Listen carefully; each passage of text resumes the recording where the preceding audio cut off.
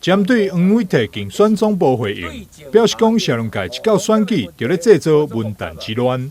对此，国民党台南市长候选人社农界18日下晡3点，伫议员游荣志、议员候选人童小云等人的陪同之下，再次来到麻豆古园直播，直接互民众眼见为凭。啊！你讲这是旧的，啥物咧假外品？我讲，这拢老长的啦。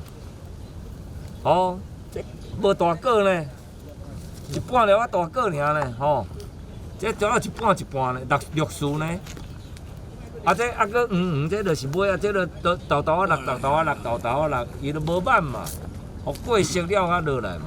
社农界也呼吁黄市长爱务实面对农民的问题，同时伊也宣布将伫咧麻豆举办30场座谈会。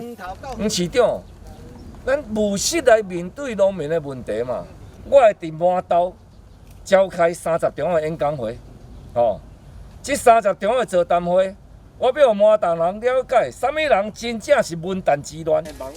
社农界表示，座谈会除了是要互人民知影真相，更重要是要听取农民的心声甲需求，包含农业仓库收购的方式、产业道路改善、肥料补助等，卖互麻豆人知影文旦之乱的罪魁祸首到底是啥人。